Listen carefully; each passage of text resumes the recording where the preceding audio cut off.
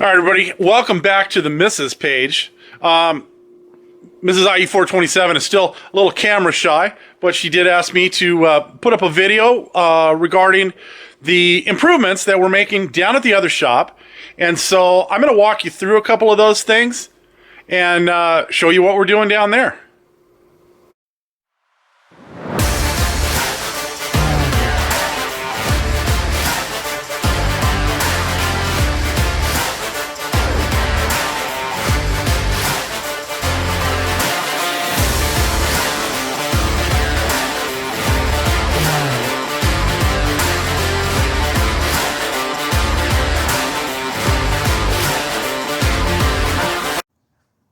All right, so here you can see we have put two windows in. This is the inside.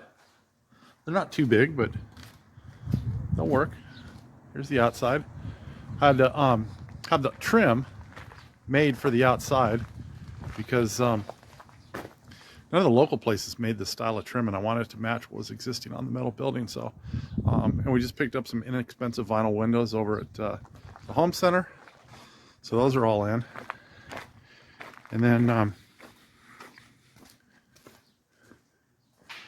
I had to reroute some of the electrical in here. We never intended this to be anything more than just a storage shed, basically. So I had conduit running on the face of these beams right here. And so if we're going to build out these walls to insulate and drywall, or we're probably going to cover it with plywood OSB. We needed to make sure that the conduit was in the wall. So that's all done.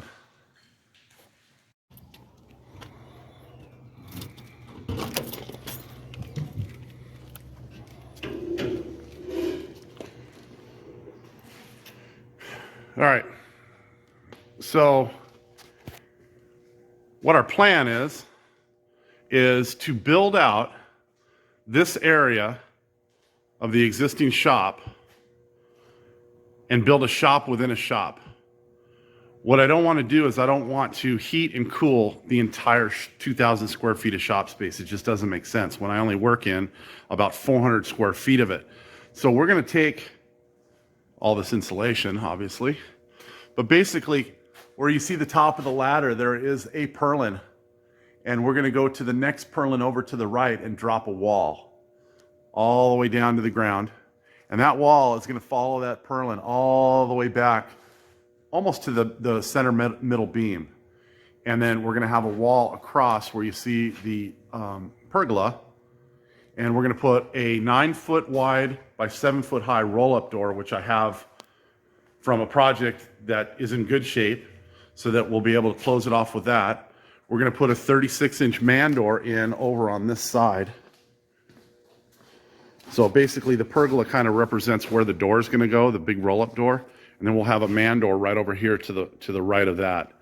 And that'll allow us to get vehicles in and out in order to work on them. The lift will go through that door, and we'll be able to continue building projects for the IE427 garage channels.